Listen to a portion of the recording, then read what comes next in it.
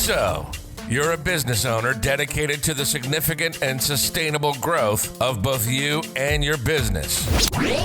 Welcome to the ADDAZERO podcast. Hello and welcome to the ADDAZERO podcast. I'm Jay Allen, your host and the founder of TrueNORTH, the UK's leading ethical coaching company. And this week we're talking about the game of business. Yeah, you heard me. I used the word game and business in the same sentence. What on earth am I talking about? How on earth dare you call a business a game? I've been working and toiling hard for many a year, getting up early and going up to bed late and working evenings and weekends in order to be able to grow my empire. Yeah, I get it. We all do the work.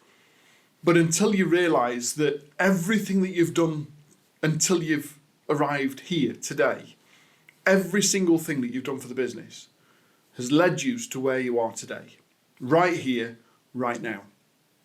And if right here and right now isn't your utopia, your absolute success, if where we are today isn't that desert island somewhere with a yacht, then everything that you've done today, whilst it's led you to where you are right now, could also be the thing that's holding you back from where it is that you want to be. What I'm talking about is, as the business grows and evolves, we have to learn to be able to grow and evolve with it. And the things that we have done, from bootstrapping a business from a back bedroom all the way through to where we are today, unless they evolve, unless they change, unless we upgrade the things that we do within the business, then the things that led us to where we are today are the things that are now holding us back from where we want to be tomorrow. And for that, we need to learn to play a different game. Do you remember Monopoly?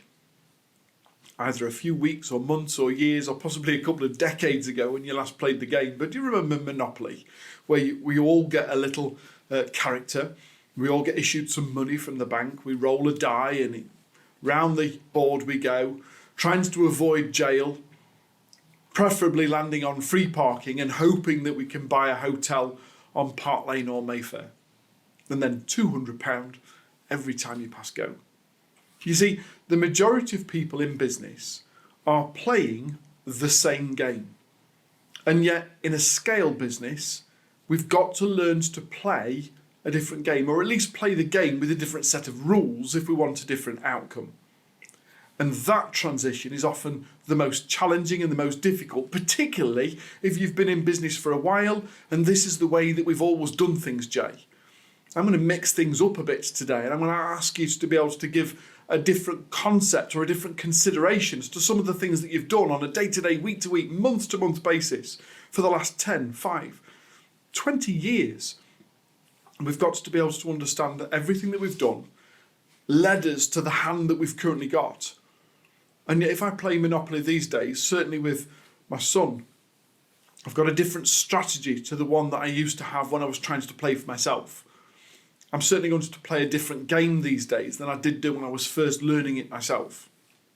And that's what I'm inviting you to do today, to understand that in actual fact, we've got to be able to have some data in the business that we can subsequently make some data-driven decisions as opposed to some emotional decisions. And what I mean by emotional is, well, it's the way that we've always done things. I want us to be able to understand how cash comes to us, what we do with it, and where does it leave us to go to. I need to understand the flow of money or finance through the business, and then to learn to play a different game. Some of you may be familiar with the old familiar saying, the business of business is business. It's a corporate saying that predominantly means that shareholders win or shareholders rule the roost, and everything that we do should be tailored towards share value and shareholders being able to extract cash every year from the business.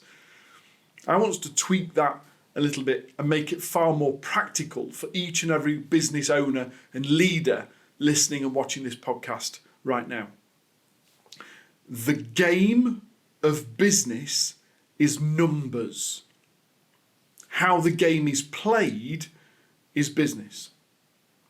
Let's just break that down and look at what I mean by it, and then understand as to how you can implement it in your business to make a significant difference from today onwards.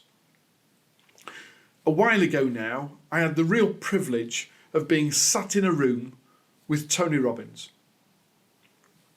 A few years ago, during lockdown 1, I invested a sizable sum of money to join Tony Robbins' mastermind.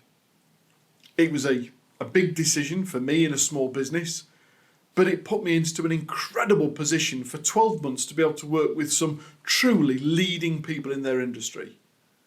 There were 36 of us in that mastermind that year, and as a small business owner myself, I'm rather proud to say that our business and my representation there was 23 times smaller than the next smallest business in the room. Not 23%, not 23,000, not even 230,000. But our business, my small consultancy business, was 23 times turnover smaller than the 35th smallest business in the room. On occasions, I was sat next to a billionaire, a company with whom he owns the group of that does $2 billion a year turnover, and we sat together in a mastermind having a conversation. I was fascinated by this chap. He had a private helicopter and had flown to the event. He was 79 years old. He was almost blind. He had really bad cataracts in both eyes, to the extent that he had a personal assistant that used to guide him when he walked around so he didn't bump into things. 79, almost blind, 2 billion turnover a year, and still works between 60 and 70 hours a week in the business. I was sat next to him having a conversation. He said, "When's enough?" "What do you mean?" "Well, you're 79 and none of us live forever. You're doing 2 billion turnover, and I'm assuming that you've got a good profit margin on that, and yet you're still doing 60 or 70 hours a week. How much more money do you need before enough is enough and you give up and you go and enjoy the rest of your life whilst you've still got something to enjoy?" And he looked at me, quite confused, and he said, "Jay, do you play golf?" And I looked at him. I was just as confused by his question when it's got nothing to do with what we were talking about, and said, "No, I don't play golf." He said, "Do you know people that do?" I went, "Oh yes. I know several of my friends that get frustrated by a round of golf." And he chuckled and he said, "Why do they play?" I said, "Well, by all accounts, because they want to get better every time they go around. They have a little scorecard, they have a handicap, they're working towards being able to improve the handicap." He says, "Jay," says, "they're playing a game of numbers. They play 18 holes. They decide which club to use and a number on the club to determine as to which one it is. There's a prediction with regards to how many strikes of the ball it will take before the ball goes from the tee off to the hole.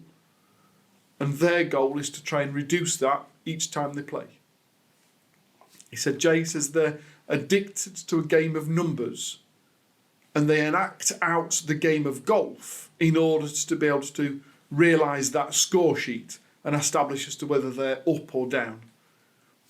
He said, "I'm just addicted to a different spreadsheet. I'm addicted to a different set of numbers. I know numbers in each and every aspect of my business, and every time I turn up in the morning, I look at a number and say, I wonder what I could do today to influence that number. And I come up with a whole series of thoughts and ideas and strategies about the things that we might try to do. And I decide on one of them and we put it into place.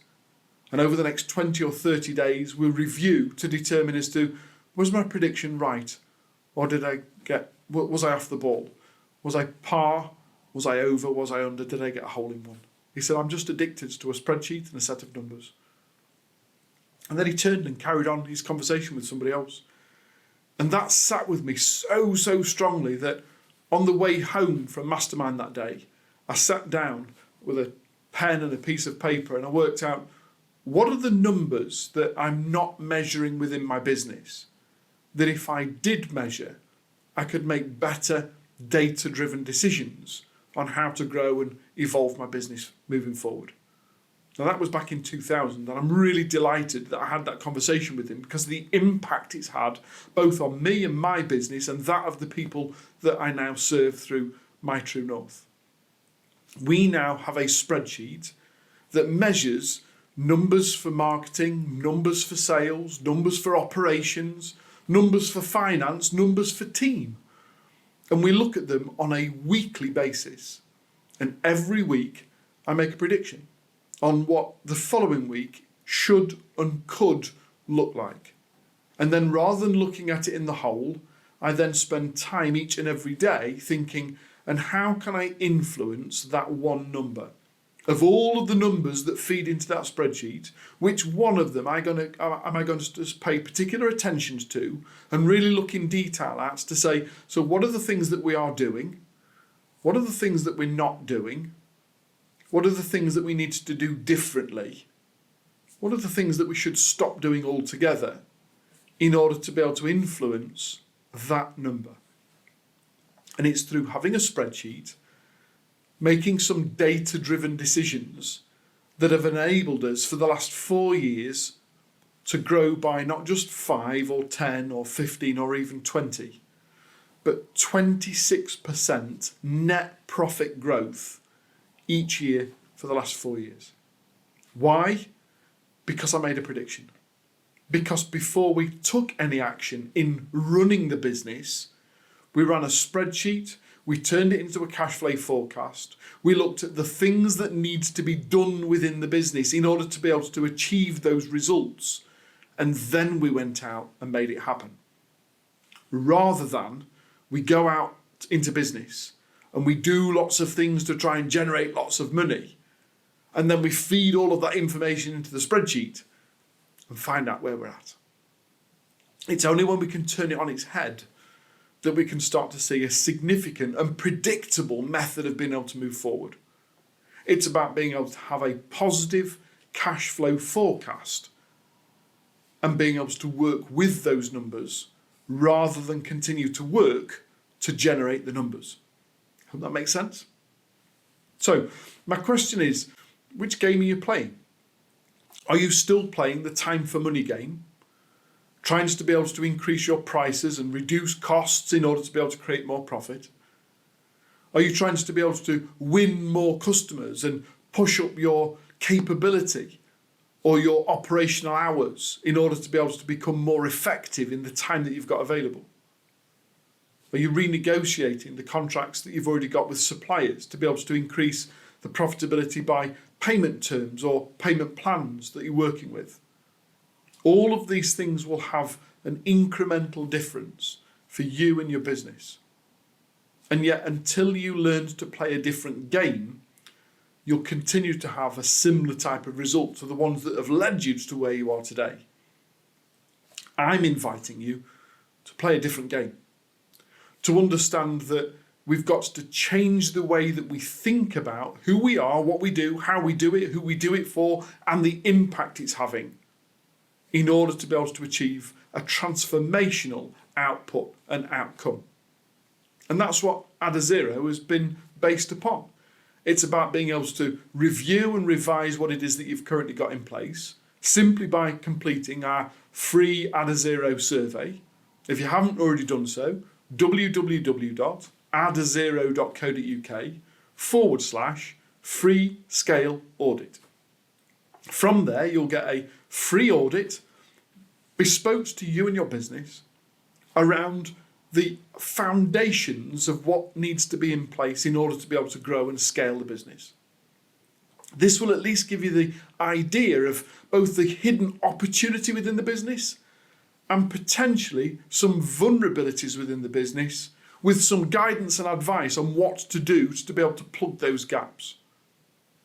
It's only once we've got the information in hand that we can work together to establish as to, so what do we need to do differently in order to achieve a different outcome?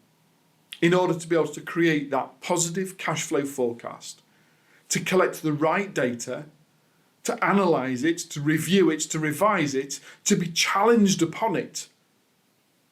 So we stop doing the things that are holding us back and frees us up the time to do the things that we really should be doing in order to be able to move the business forward. One of the things that I'd like to share with you today is around pricing. I want to very briefly talk to you about some of the most common problems that I see in pricing, certainly in the SME business here in the UK, and some of the things that you could consider in order to be able to move and address that today. When it comes to pricing, I'm curious to establish as to how have you priced your product or service? The chances are that you've done one of two things. I know this because of all of the businesses I've both spoken to and worked with. That's not just hundreds, but thousands of businesses over the last 10 years. The majority of people, when it comes to pricing, do one of two things.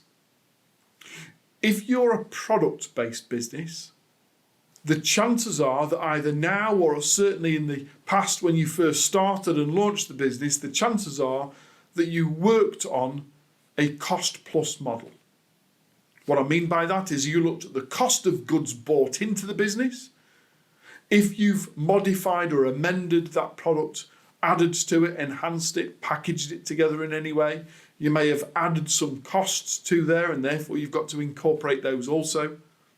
And then you've looked at what sort of a profit margin might I be able to get away with and be able to sell at quantity. There's no point selling one a year if we're going to make a big profit compared to reducing the profit margin per product and selling lots on a regular basis. And there's that constant quandary between too cheap and we're not making enough product and we're simply being busy, too expensive, and the sales become so sporadic that it ceases to become worthwhile. And there's this toil and trouble with regards to how and what we do to be able to market and sell at scale.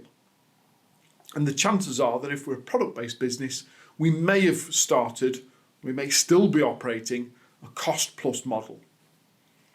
If you're a service-based business or you sell professional services like we do within my TrueNORTH, then you might be more of a profit model. You might be of this is the margin of money that I would like to be able to make. This is how much I would like to be able to make my profit margins to be. This is the costs incurred. This is my fixed costs operating within the business. These are my variable costs associated with the delivery of that particular service. What's the market average and how much can I afford to sell it for and package it together in order to be able to achieve the profit margin I'm looking for? And chances are that your business, be it product or service or both, is likely to be operating in one of two or a combination of those in your pricing strategy. How's it working? How's it going for you? When was the last time you put your prices up? What impact did that have on your current and existing or new prospective customers? When I speak to customers, I speak to business owners and say, when was the last time you put your prices up?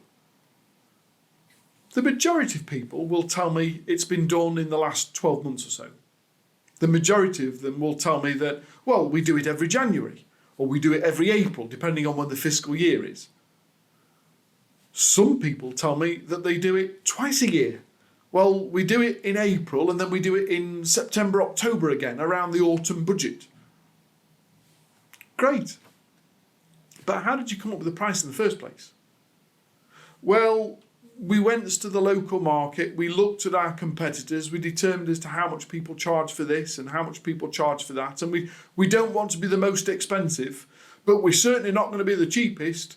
So we're somewhere between the two, just a little bit cheaper than the most expensive on the market. Is that really your pricing strategy? Is that how you've established as to what your time and product and service is worth? You see, with that actually knowing the fixed and variable costs of your competition, you don't know what their profit margin is. You don't know how they've arrived at their pricing strategy. And the possibility is that they've done the same for you or for somebody else, and the whole thing is just pie in the sky. There's no real strategy behind it. I'm really proud of the work that we've done with ADDAZERO and TrueNORTH in order to be able to create a really comprehensive pricing strategy of not just one or two or three, but we teach 17 different pricing strategies on how you could make more money and more profit from today in your business, from your existing and from new customers. We implemented this with a new client less than 3 weeks ago, and within 3 weeks, it's reimbursed them for the investment that made in our services over 20 times over inside 3 weeks. Let me just say that again. We started with a new client about 3.5 weeks ago. One of the first things that we did is we reviewed their pricing structure and realised that they hadn't put their price up for a while. We assisted them in being able to offer a variety of different pricing strategies and then picked the one that we thought was best for them in their business and their customer base right now. We implemented it within a week of talking about it, and in less than 3 weeks, it's reimbursed the client more than 20 times how much they've invested in our coaching services for the next 3 months. It's only when you have a data-driven decision that you can have a positive cash flow forecast that enables you to make some predictions on what you want to achieve, how you're going to achieve it, and when it's going to be achieved by. So my question is, what are you going to do as a result of today's podcast? What questions do you need to go back to your business and ask? What data are you not collecting that allows you to be able to move forward effectively and being able to have a different outcome for next year? God bless, take care. I'll see you next week. That's all for this episode. As always, we really thank you for listening and welcome your comments, thoughts, and suggestions. So please do drop us a line by emailing podcast@mytruenorth.biz. And don't forget, if you haven't already done so, hit the subscribe button on whichever platform you're listening to this through. And tell your colleagues and business network all about who we are. You've been listening to the ADDAZERO podcast, presented by Jay Allen. Brought to you in association with TrueNORTH, the UK's leading ethical coaching company.